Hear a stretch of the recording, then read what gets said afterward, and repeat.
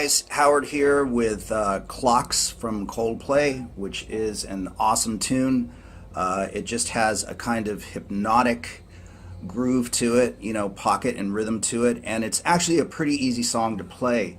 But rather than just do a strum along D, A minor, E minor type version of it, it's a piano driven and keyboard driven song. So there's a lot of cool stuff happening in the piano. Not a lot, but a couple of cool melodies that are played in octaves, so I've included that in the performance video, and I will show you how to play those lines right now. And it's kind of fun to do. If you're cruising along with the recording, you can play these bits and pieces, jump off and play something else, or you can decide which parts you want to play and then jam out into the chords, okay? So, first things first about this tune, I have the guitar capoed at the first fret.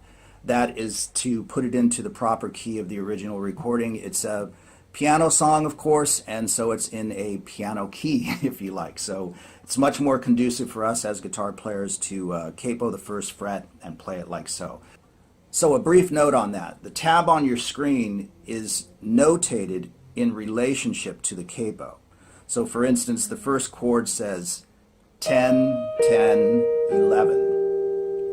10, 10, 11. As you can see, I'm actually playing the 11th fret, the 11th fret, and the 12th. But 10, 10, 11 refers to it from the capo. So in other words, after the capo, this is the first fret, second, third, fourth, fifth, sixth, seventh, eighth, ninth, and 10th. So I just wanted to make that clear so you're not confused watching my fingers and staring at the tab. So this now becomes the 10th fret after the capo, and that's keeping in line with calling these chords D, A minor, and E minor, because as guitar players, that's how we recognize them. All right, so let's get to it. So the first part, guitar part one, or the piano part, is played like so. I won't go into too much explanation here because it's all pretty easy, but I will play it slowly so that you can see the tab up on the screen, see my picking patterns, and so on and so forth. For this first one, I'm doing up, up, down.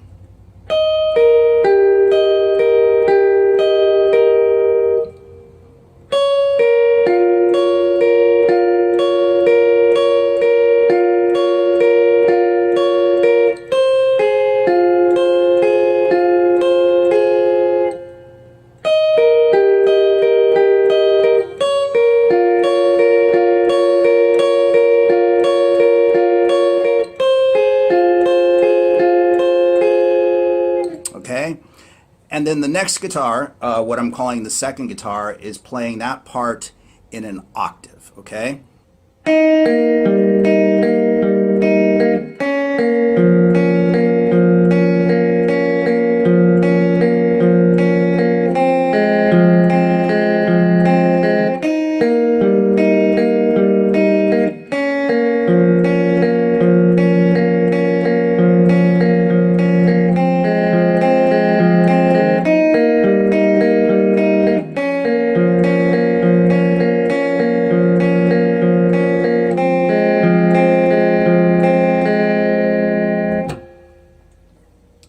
Okay, and then the second melody that you'll hear on that the piano is playing again in octaves is like so.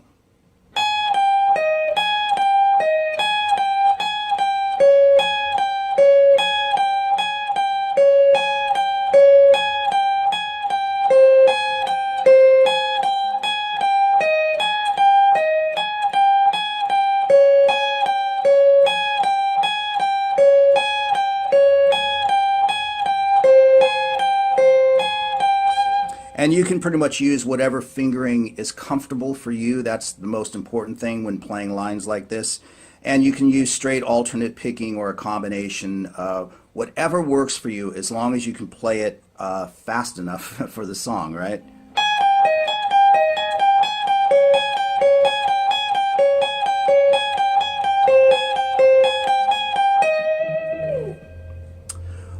Okay, and then the second guitar, so to speak, is playing that an octave lower, and I'm simply playing it down around the first 3 frets, okay?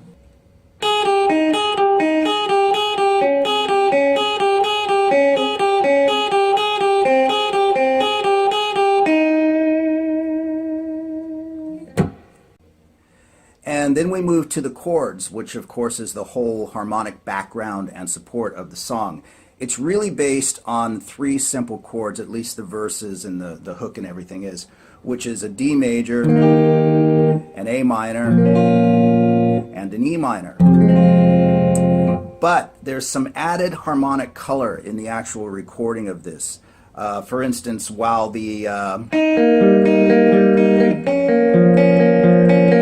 that part's going on, there's actually a slight modification to the A minor chord, which is this added C note, which technically makes it a C6 chord, which you can see up there on the screen, and it really does change the harmonic climate slightly, okay?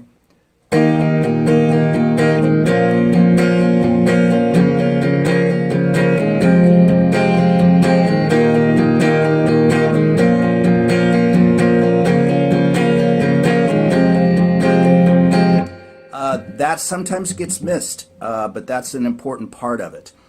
So before we carry on, a quick bit about the strumming, okay? The groove itself, the rhythm, the pocket, however you choose to look at it, is really a 1, 2, 3, 1, 2, 3, 1, 2 feel, even though it's straight eighth notes. You can strum this in a few different ways. I've chosen to do it this way because it really brings out those accents. 1, 2, 3, 1, 2, 3, 1, 2. 1, 2, 3, 1, 2, 3, 1, 2, 1, 2, 3, 1, 2, 3, 1, 2.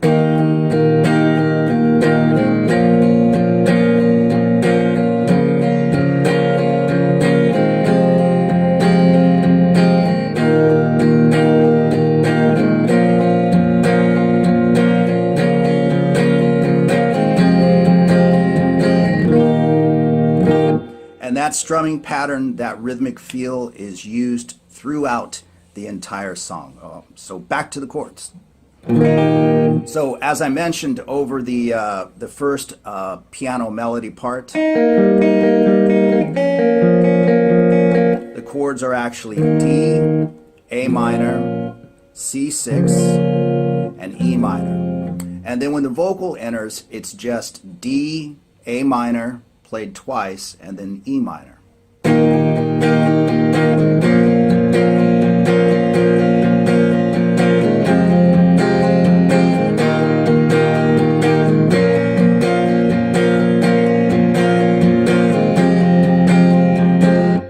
And then when the piano melody comes back in, the C6 is added in again.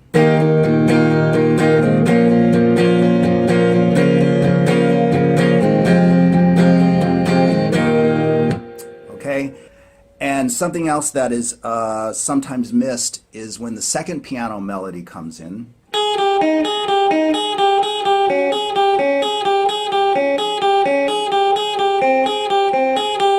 The chords change again. The bass drops down to a G instead of E minor on the last chord, but it still retains an open E note, so you can kind of look at this as a G6 chord. So it's basically a G chord played like so.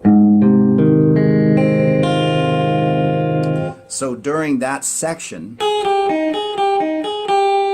it's D, A minor, and what we'll call G6.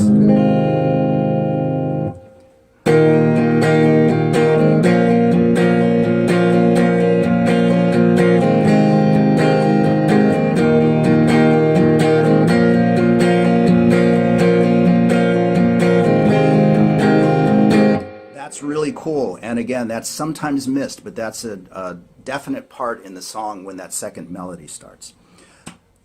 So it's on to the bridge, which is just a few chords again, and again it's that relentless strumming pattern, 1, 2, 3, 1, 2, 3, 1, 2. And the idea behind these three chords is that there is a constant E note droning through all of them, which you can also very distinctively hear on the recording.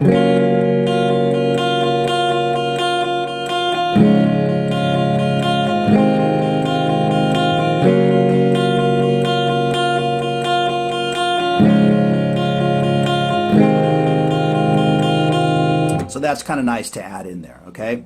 The first chord is an F major seventh. And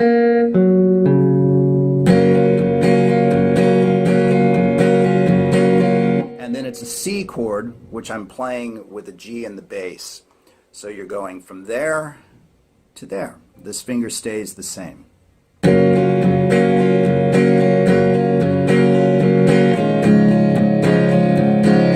And then it's the G6 again, which you can play simply by moving your fingers from here to there.